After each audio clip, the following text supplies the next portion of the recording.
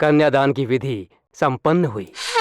अब हम वर पूजन की ओर आगे बढ़ेंगे।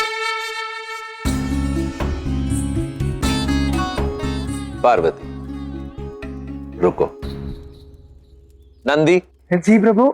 एक और जल कलश का प्रबंध करो, क्योंकि आज यहां केवल वर का ही पूजन नहीं होगा, वधू का पूजन भी होगा, और यह पूजन मैं स्वयं करूंगा।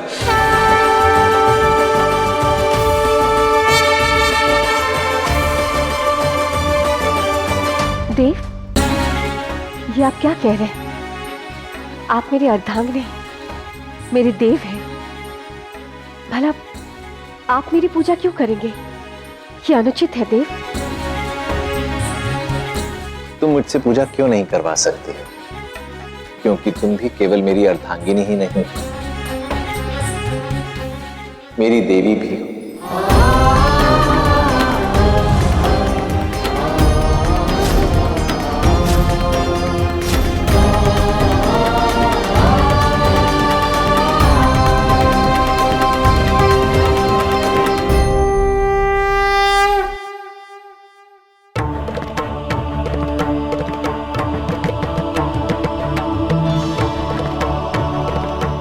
आप तो मेरे आगे ऐसे नतमस्तक हुए क्यों खड़े? देव, कहिए ना, ये अनुचित है। ये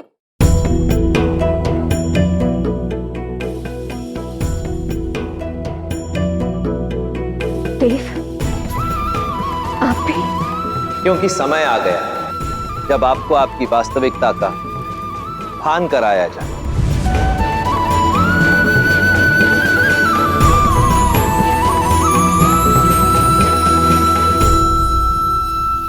पार्वती, अब जो मैं तुम्हें दिखाने जा रहा हूं वो तुम्हें एक ऐसी अद्भुत विलक्षण यात्रा का अनुभव करवाएगी।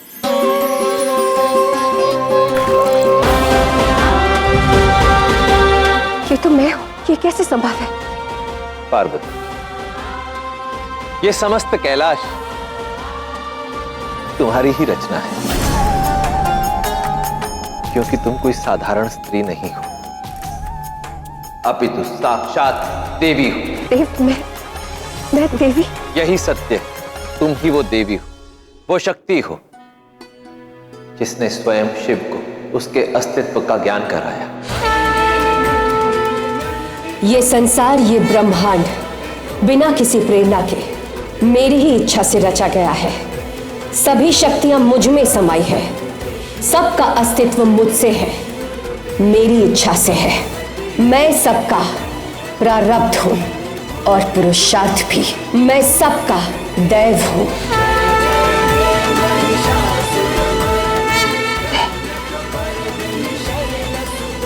ये संभव नहीं देव। ये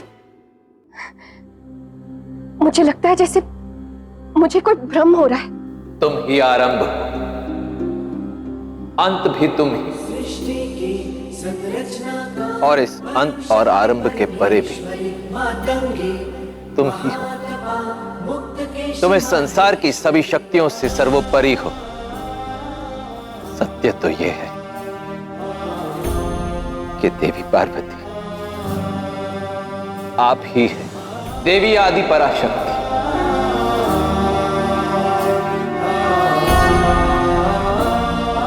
जिनके हिरण्य गर्भ से समस्त ब्रह्मांड की रचना हुई। इस सृष्टि के सृजन, संचालन, संहार के लिए आपने ही ब्रह्मदेव, नारायण और मुझे उत्पन्न किया। देवता और असुर भी आपके आशीर्वाद से ही अस्तित्व में आए। सत्य तो यह है देवी कि ऊर्जा का वो पुंज आप में ही निहित है, जिससे इस संसार की रचना हुई है। इसलिए आज मैं शिव आपको एक नई उपाधि से सम्मानित करना चाहता हूं। आज से यह संसार आपको देवी कुष्मंदा के नाम से भी पूजेगा।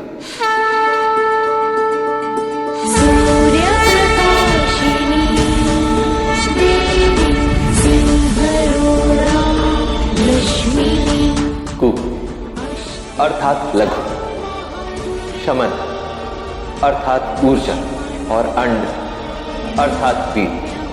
अर्थात आप ऊर्जा का वो बीज जिससे ये समस्त संसार अस्तित्व में आया है। आपका ये देवी कुष्मांडा का रूप आने वाले समय में आपके भक्तों को ज्ञान का प्रकाश और कष्टों से लड़ने की ऊर्जा प्रदान करेगा।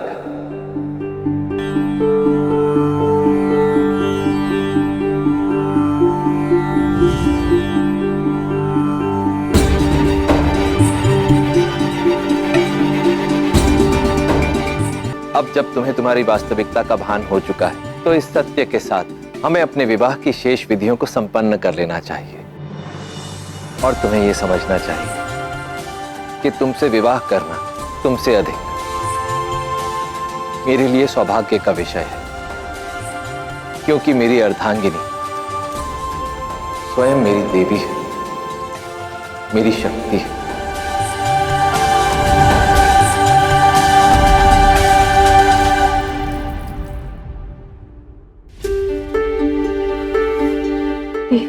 मुझे अभी एक विचित्र भ्रम हुआ था। भ्रम हुआ नहीं है, भ्रम टूटा है।